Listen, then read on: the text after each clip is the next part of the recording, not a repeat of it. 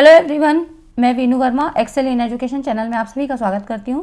Friends, पे यहाँ पर इस चैनल पे आपकी तैयारी यूजीसी नेट और सेट के एग्ज़ाम की तैयारी मैं आपके यहाँ पे करवाती हूँ, पेपर 1 और पेपर 2 एजुकेशन की। ठीक है, तो हम लोग यहाँ पर इस वीडियो में बात करेंगे कि नेट की और सेट की परीक्षा के लिए आपकी जो PYQs होते हैं वो करने इंपॉर्टेंट होते हैं। ठीक है, सेट की परीक्षाएं आपको पता है कि बहुत ज़्यादा जल्दी नहीं होती हैं, काफ़ी समय के बाद होती हैं, तो सेट के पेपर उतने आपको नहीं मिल पाते हैं। कुछ स्टेट के जो हुए हैं वो मैं आपको प्रोवाइड कर रही हूँ। ठीक है, तो आज की इस वीडियो में हम लोग कुछ रिसर्च एप्टीट्यूड के PYQs को यहाँ डिस्कस करेंगे, जो आपकी नेट की परीक्षा के लिए भी इंपॉर्टेंट है और सेट की परीक्षा के लिए भी, क्योंकि आपको मालूम है ना कि जो सिलेबस है दोनों का ही सेम है, कोई फ़र्क नहीं है।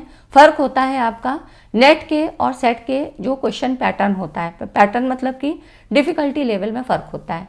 सेट के एग्ज़ाम बहुत ज़्यादा लेंदी, सेट के जो क्वेश्चन होते हैं तो वो जो है ज़्यादा लेंदी नहीं होते हैं। जो नेट के एग्ज़ाम में क्वेश्चन आते हैं वो थोड़े लेंदी होते हैं, उनकी जो भाषा है, लैंग्वेज है, वो थोड़ी सी टफ होती है। ठीक है, तो ऐसे डिफ़िकल्टी लेवल में थोड़ा फ़र्क हो जाता है, क्वेश्चन को वो टफेस्ट बनाते हैं एनटीए जो नेट का करवाती है। ठीक है, नेट आपको पता है नेशनल लेवल का टेस्ट है, और सेट क्लियर करने से आप क्या है स्टेट लेवल पे आप जो है यहाँ पर अपीयर हो सकते हैं असिस्टेंट प्रोफेसर वगैरह के एग्ज़ाम के लिए। ठीक है, तो आज की इस वीडियो में हम लोग कुछ PYQs को डिस्कस करेंगे।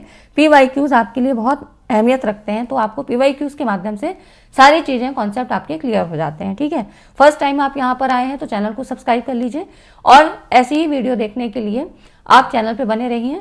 टेलीग्राम चैनल को भी ज्वाइन कर लें। वीडियो को पूरा देखिएगा, काफ़ी अच्छे क्वेश्चन हैं और आपके लिए इंपॉर्टेंट होंगे, क्योंकि सेट के एग्ज़ाम में ऐसे ही परीक्षा में प्रश्न आते हैं।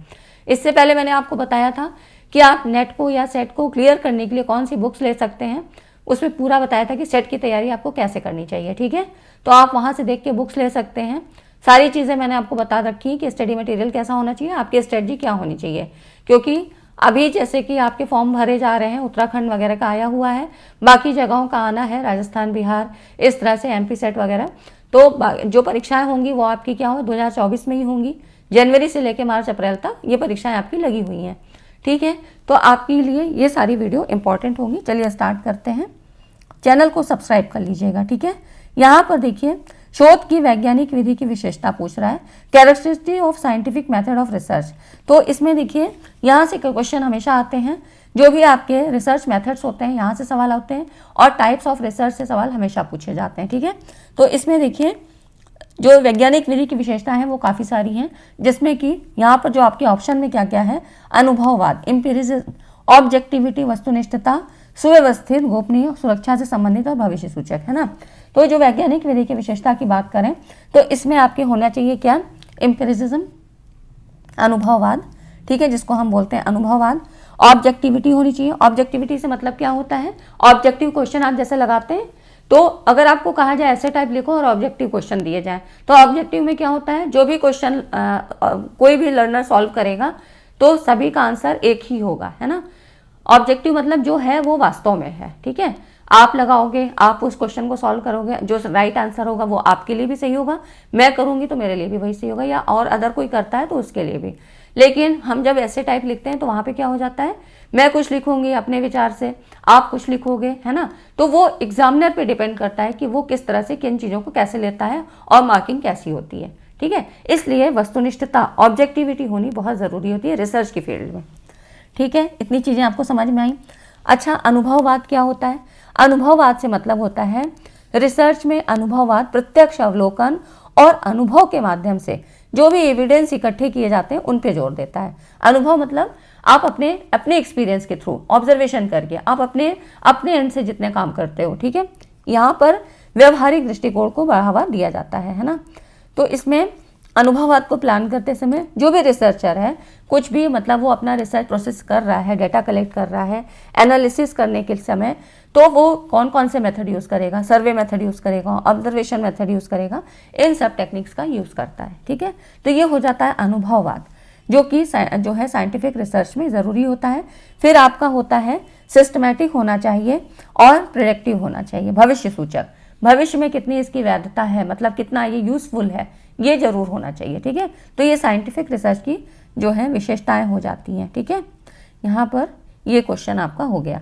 अब अगला जो क्वेश्चन है, वैसी संख्याएं जो राशि नहीं बल्कि जाति की जो है द्योतक होती हैं, the kind of numbers which do not represent amounts but instant represent kind, है ना, जो कि जाति मतलब भिन्न गुणों को दर्शाती हैं, वो क्या कहलाती हैं? Different qualities, types of categories, है ना, टाइप्स और कैटेगरीज को बताती हैं। तो ये आपकी क्या बताती है? ये आपकी नॉमिनल हो जाती हैं। आपने टाइप्स ऑफ लेवल्स पढ़े हैं ना, लेवल्स ऑफ मेजरमेंट जिनको कहते हैं, तो इसमें आपने 4 तरह के पढ़े हैं, नॉमिनल, ऑर्डिनल, इंटरवल और रेशियो। ठीक है, तो नॉमिनल में हम क्या पढ़ते हैं? जो कि जाति मतलब यहाँ पे गुणों के आधार पे, नाम के आधार पे ऐसे चीज़ों को बताया जाता है। ठीक है, तो ये सारी चीज़ें नॉमिनल में हो जाती हैं आपकी। ठीक है, यहाँ पर उसके बाद देखिए अगला जो क्वेश्चन है, किसी शोध विषय की मौलिकता किन घटकों पर निर्भर करती है? अब इस क्वेश्चन को करने के लिए देखिए यहाँ पर मौलिकता से मतलब होता है ओरिजिनलिटी, जो है वो आपका ही है। ठीक है, तो ओरिजिनलिटी से मतलब क्या होता है? यहाँ पर देखिए मौलिकता जो होता है शोधकर्ता की सार्थक प्रश्न पूछने, मतलब उसने उस फील्ड को सिलेक्ट किया जहाँ पर उसको रिसर्च करनी है, उसमें उसने समस्या को देखा वहाँ से कि मुझे इसमें से इस समस्या का समाधान अपने रिसर्च प्रोसेस के थ्रू करना है। अब तो यहाँ पर क्या होगा?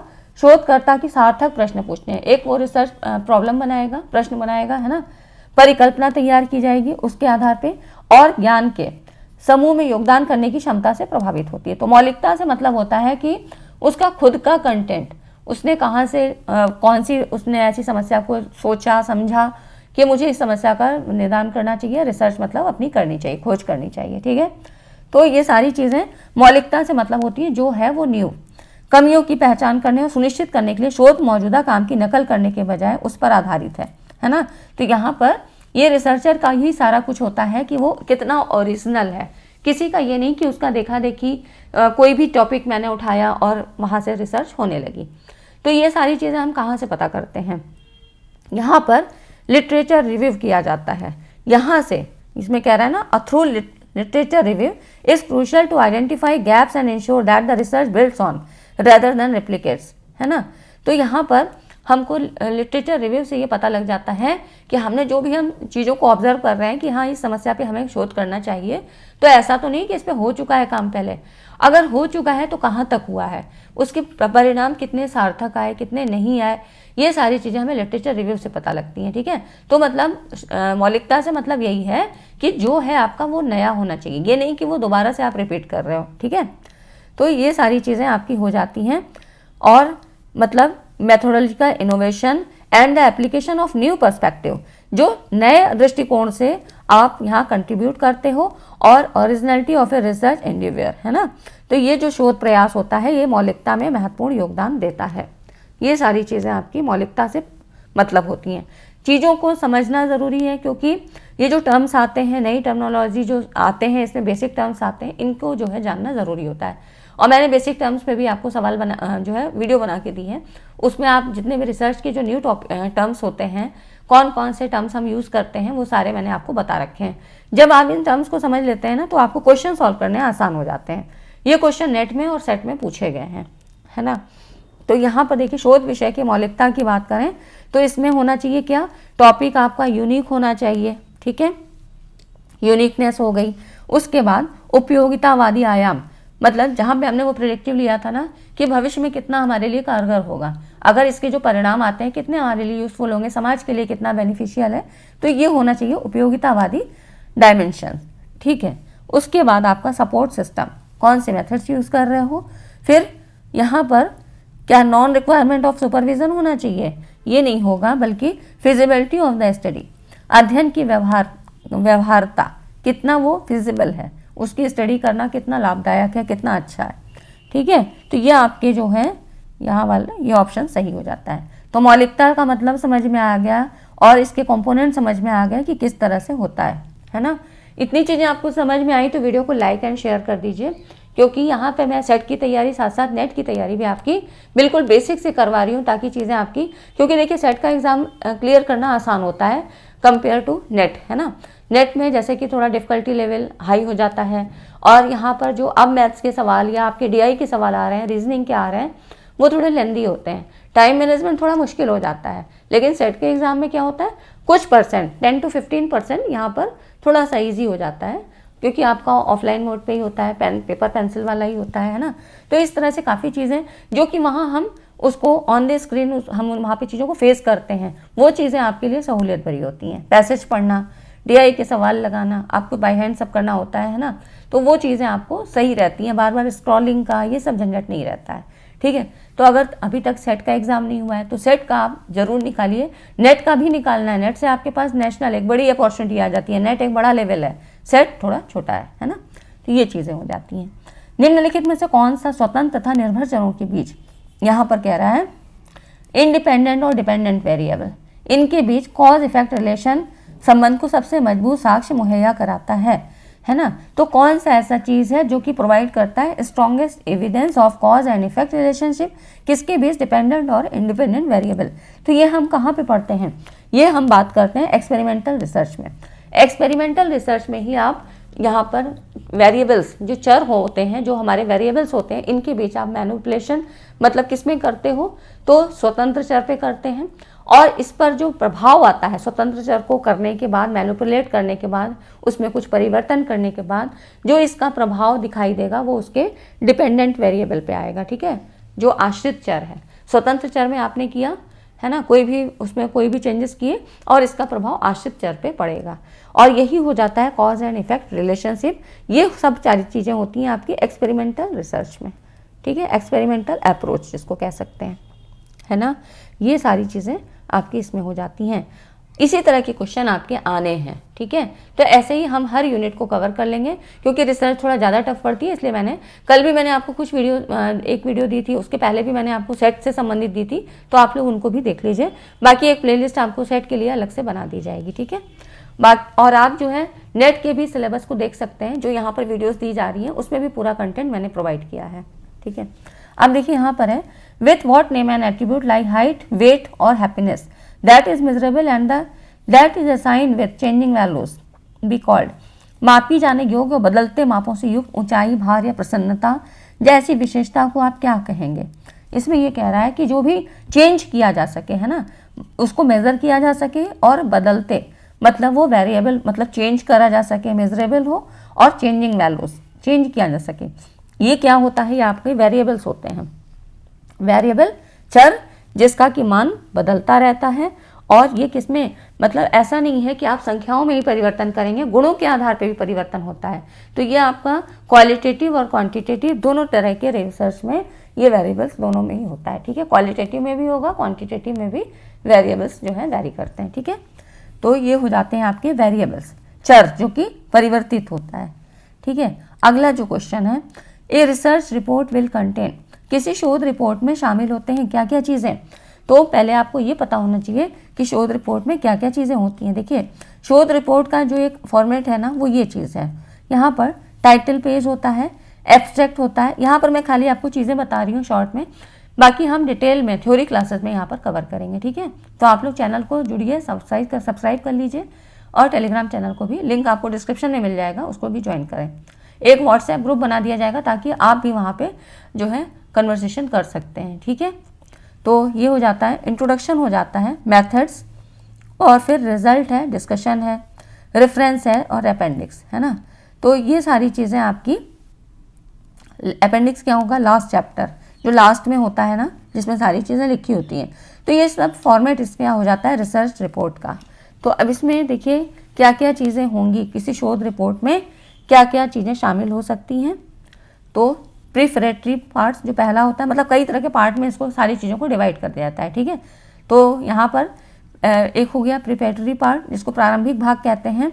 फिर हो जाता है आपका यहाँ पर टाइटल पेज हो जाता है, और उसके बाद यहाँ पर फिर है टर्मिनल चैप्टर, विषय सूची होगी, और अंतिम अध्याय, ठीक है। तो ये सारी चीज़ें मैं आपको डिटेल में बताऊंगी, जिससे कि आपका ये कॉन्सेप्ट क्लियर हो जाएगा, ठीक। जब आप एक बार देख लेंगे किस में क्या चीज़ें आती हैं, है ना। तो ये इसके क्वेश्चन के हिसाब से ये चीज़ें इसमें हो जाती हैं, बी, डी, ई और एफ, ठीक है। अभी क्वेश्चन के पैटर्न को समझिए कि किस तरह से क्वेश्चन आपके आते हैं। Which of the following implies the correct sequence in an action research paradigm. क्रियात्मक शोध प्रतिमान का सही जो यहाँ पर सीक्वेंस है वो कौन सा इसमें ऑप्शन आपका दिखाता है ना। तो क्रियात्मक शोध कहाँ होता है, जहाँ हमें एक जो लोकल एरिया होता है वहाँ पर किया जाता है, तुरंत हमको इमीडिएट उसका रिस्पॉन्स चाहिए होता है, ठीक है। तो किसी भी प्रॉब्लम को हम इमीडिएट जब सॉल्व करना होता है तो वहाँ एक्शन रिसर्च होती है। अधिकतर आपके एजुकेशनल फील्ड में जो आपकी शैक्षणिक संस्थाएं होती हैं वहाँ पर कोई आपकी ऐसी समस्या है तो वहाँ पर हम क्रियात्मक शोध को कर सकते हैं, एक्शन रिसर्च, ठीक है। इसके ये जो आपके स्टेप हैं ये ज़्यादा पूछे जाते हैं। इसमें देखिए plan, act, observe and reflect, ये इसका सही क्रम होता है, ठीक है। तो क्रियात्मक शोध में हम ये सारी चीज़ें करते हैं। नेक्स्ट देखिए अगला जो क्वेश्चन है, और फ्रेंड वीडियो को अभी तक लाइक नहीं किया तो लाइक ज़रूर कर दीजिए, क्योंकि आप लोग लाइक और कमेंट्स वगैरह नहीं करते हैं ना तो मोटिवेशन मेरा भी डाउन होता है, क्योंकि जब तक फीडबैक नहीं अच्छे से मिलता है ना तो समझ में नहीं आता है इतनी हम मेहनत कर रहे हैं, पता नहीं यूज़फुल है आपके लिए नहीं है, आप लोग क्या चाहते हैं ना। तो थोड़ा आप लोग जब अपना फीडबैक देते हैं तो चीज़ें मेरे लिए भी आसान हो जाती हैं, ठीक है। तो आप लोग कमेंट्स करिए और लाइक एंड शेयर ज़रूर कर दिया करिए। अब देखिए यहाँ पर क्या रहा है, शोध की किस अवस्था में आचार संहिता का मुद्दा प्रासंगिक है। एथिक्स, रिसर्च एथिक्स की बात होती है। तो यहाँ पर देखिए नैतिकता में आपकी क्या चीज़ें होती हैं।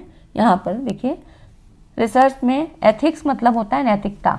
जब आप कोई भी रिसर्च करने जा रहे होते हैं तो कुछ ऐसे रूल्स रेगुलेशंस होते हैं जिनको आपको उनका उल्लंघन नहीं करता है, ठीक है। यही सारे नैतिकता के अंतर्गत आते हैं।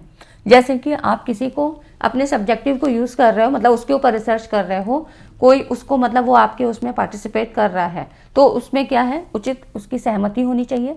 आपको उस सब्जेक्टिव को बता देना चाहिए कि हम मतलब ये रिसर्च करने जा रहे हैं, तुम पर हम ये सारा ऑब्जर्वेशन करेंगे, तुम पर ऐसे टेस्ट करेंगे, तो उसकी सहमति होनी चाहिए, उसको पता होना चाहिए आप ऐसे धोखाधड़ी से नहीं करना है आपको काम, ठीक है। तो सूचित सहमति होनी चाहिए। उसके बाद प्राइवेसी बनी रहनी चाहिए, मतलब उसकी जो गोपनीयता है वो नहीं भंग होना चाहिए, ठीक है। कुछ ऐसे उसके डेटाज आपने कलेक्ट किए हैं, उस पर कुछ भी ऑब्जर्वेशन किया है तो वो डेटा लीक नहीं होना चाहिए, उसका नाम वगैरह आपको जो है ओपन नहीं करना है, ठीक है। ये सारी चीज़ें होती हैं। उपकार मतलब वहाँ पर उसका कोई हानि नहीं होना चाहिए। अब आप देखिए वो कोई भी सब्जेक्ट ही हो सकता है, ह्यूमन बीइंग पे कर रहे हो, एनिमल बीइंग पे कर रहे हो, किसी पर भी कर रहे हो, ना तो पशुओं पे कोई नुकसान होना चाहिए, मतलब जिन भी जानवरों पे कर रहे हो, कोई भी रिसर्च कर रहे हो, कुछ भी है, तो ना ही कोई मनुष्य प्राणी पर मतलब किसी प्राणी पर कोई नुकसान नहीं होना चाहिए। तो इस तरह से किसी का अहित नहीं होना चाहिए। अनुसंधान डिज़ाइन में सत्यनिष्ठा होना चाहिए, मतलब डेटा में हेरफेर नहीं होना चाहिए, ठीक है। कोई भी आपको चेंजेस नहीं करना है कि रिजल्ट लाने के लिए आपने अपने हिसाब से डाटा को कर लिया। रूल्स रेगुलेशन का पालन करना चाहिए, कुछ ऐसे रेगुलेशंस होते हैं जिनको आपको तोड़ना नहीं है। और सबसे ज़्यादा जो अहम बात होती है साहित्यिक चोरी, प्लेगरिज्म से बचना चाहिए। ऐसा नहीं कि किसी का कंटेंट उठा के हमने कॉपी पेस्ट कर लिया, किसी से कुछ उठाया है ना, वहाँ से कंटेंट चोरी कर लिया, या किसी और का कुछ लिखा है अपने नाम से उसको पब्लिश कर दिया, ये सारी चीज़ें नहीं होना चाहिए, ठीक है। तो अपने काम में मौलिकता रहनी चाहिए, जो आपका अपना काम है उसमें कुछ नया न्यू इनोवेशन होना चाहिए, ठीक है। तो ये सारी चीज़ें आपकी होनी चाहिए, मतलब रिसर्च एथिक्स के अंतर्गत। तो इसमें देखिए कौन सी किस अवस्था में आचार संहिता का मुद्दा रेलेवेंट है, तो डाटा कलेक्शन में, डेटा एनालिसिस में and reporting of research finding, ठीक है। ये सारी चीज़ें कहने का मतलब यही है ना। बाकी ऑप्शन भी आप देखिए, तो इसमें जो सबसे ऑथेंटिक लग रहा है वो यही ऑप्शन है, ठीक है। ये चीज़ें आपको पता होनी चाहिए। अगला क्वेश्चन देखिए, अच्छे क्वेश्चन है इसीलिए मैंने कहा पूरा देखिए और आपका एग्जाम क्लियर होगा। कॉन्सेप्ट बेस आपके जो सवाल आते हैं ना वो ज़्यादा आते हैं, जो कैलकुलेशन वाले हैं वो भी बहुत टफ नहीं आते। सेट की बात कर रही हूँ तो उसमें बहुत ज़्यादा टफ नहीं सवाल आते हैं, तो आपका एक बार में क्लियर हो सकता है, बस आप कॉन्सेप्ट को क्लियर रखें। बहुत बच्चों ने कमेंट भी किए कि कॉन्सेप्ट उनके क्लियर थे, लेकिन हो सकता है कभी कुछ लक भी काम करता है, कुछ % से रुक गया हो, नहीं हुआ हो, लेकिन कुछ बच्चों का हुआ भी है ना। कॉन्सेप्ट आपका क्लियर होना बहुत ज़रूरी है। निम्नलिखित में से किसमें जो आपके target related specification will be consider necessary, लक्षित उद्देश्य संबंधी विशिष्टीकरण को अनिवार्य समझा जाएगा। अब देखिए इसमें बात कह रहा है कि इनमें से कौन सा है जो टारगेट रिलेटेड स्पेसिफिकेशन को कंसीडर करता है, जिसमें ज़रूरी होता है। टारगेट किस में रखा जाएगा, टारगेट की अगर जब बात होती है तो हम किस में रखेंगे, वर्कशॉप में, है ना। तो अब इन सारे ही टर्म्स को समझ लेते हैं कि ये क्या चीज़ें हैं। सेमिनार से भी आपके क्वेश्चन आते हैं, कॉन्फ्रेंस, सिंपोजियम, वर्कशॉप, ये चीज़ें आपके रिसर्च में हैं। तो इसमें देखिए कार्यशाला में क्या होता है, किसी हम उद्देश्य को टारगेट करते हैं ना, कोई एक लक्ष्य बनाते हैं उसको हम टारगेट करते हैं और इसी विशिष्टीकरण को अनिवार्य समझा जाता है ना। वर्कशॉप में एक निश्चित समय पर निश्चित विषय पर परिचर्या का प्रायोगिक कार्य होता है। मतलब यहाँ पर आप जो भी करते हो ना वो प्रैक्टिकली करते हो। वर्कशॉप का मतलब ये प्रैक्टिकली आपको ट्रेन किया जाता है। इसमें समूह के सदस्य अपने ज्ञान और अनुभव के आदान प्रदान द्वारा विषय के बारे में सीखते हैं। कोई भी टॉपिक होगा, कोई भी सब्जेक्ट होगा, उसको आप सीखोगे। कार्यशाला में प्रायोगिक कार्य और ज्ञान, यहाँ पर जो प्रैक्टिकल वर्क है ना इसको ज़्यादा महत्व देते हैं, ठीक है। और मैक्सिमम ये 3 दिन से 10 दिन तक की इतने टाइम ड्यूरेशन के लिए हो सकती है कोई भी वर्कशॉप। आजकल बहुत सारी वर्कशॉप होती हैं, है ना। किसी भी चीज़ के लिए आप कर सकते हो, कोई टेक्निकल वर्क सीखना है, कोई आपको कोर्स करना है, इस तरह से बहुत सारी वर्कशॉप में ये सारी चीज़ें होती हैं। इसके अलावा जो 3 टर्म्स हैं ये भी समझ लीजिए। ये जो 3 टर्म्स हैं typically refer to events where people gather to share and discuss knowledge. अब ये देखिए यहाँ पर ये जितने भी टर्म्स हैं ना, सेमिनार, सिम्पोजियम और कॉन्फ्रेंस, यहाँ पर क्या है, नॉलेज को ही शेयर किया जाता है। लोगों की गैदरिंग होती है, बस क्या होता है कि गैदरिंग के आधार पे इनको अलग अलग बांटा गया है ना। सेमिनार क्या होता है, एक स्मॉल ग्रुप है, मीटिंग फॉर डिटेल्ड स्टडी, यहाँ डिटेल स्टडी होती है, स्मॉल ग्रुप होता है, ये सेमिनार का हो जाता है। सिम्पोजियम क्या है, मल्टीपल एक्सपर्ट्स यहाँ पर प्रेजेंट होते हैं और एक स्पेसिफिक टॉपिक यहाँ पर लिया जाता है, ठीक है। तो ये सिम्पोजियम हो जाएगा, याद रखेगा। ऐसे ही बस 3-4 लाइनें इनको याद कर लीजिए, ठीक है, कि मल्टीपल एक्सपर्ट्स होंगे और एक स्पेसिफिक टॉपिक यहाँ पर होगा, ठीक है। हर कोई अपनी राय देगा। कॉन्फ्रेंस क्या होता है, लार्जर गैदरिंग, मतलब देखिए क्रम वाइज ही है ना। यहाँ पर सबसे छोटा, फिर उसके बाद मीडियम वाला है जिसमें कि बहुत सारे एक्सपर्ट्स होंगे, और फिर लार्ज ग्रुप। तो कॉन्फ्रेंस में क्या है, लार्ज गैदरिंग होगी, लार्ज ग्रुप होगा with diverse session and participant. एक अलग अलग तरह के सेशंस होंगे और इसमें लोग पार्टिसिपेट करेंगे, ये कॉन्फ्रेंस हो जाता है, ठीक है। तो ये चीज़ें आपको ये समझ में आनी चाहिए, है ना। अब अगला क्वेश्चन यहाँ पर इसमें कह रहा है, निम्नलिखित में से किस शोध पद्धति में नैसर्गिक परिवेशों, मतलब नेचुरलिस्टिक सेटिंग की बात हो रही है, कि नेचुरलिस्टिक सेटिंग तथा अर्थ प्रग्राही मीनिंग लिविंग प्रोसेस, है ना, किन पर बल दिया जाता है। निम्नलिखित में से किस रिसर्च मेथड में, जिसमें कि आपकी नेचुरलिस्टिक सेटिंग और मीनिंग लाइव जो गिविंग प्रोसेसेस हैं इनको बल दिया जाता है, इनको ही फोकस किया जाता है ना। तो इसमें देखिए ये जो है ना आपकी, ये केस स्टडी मेथड में होता है।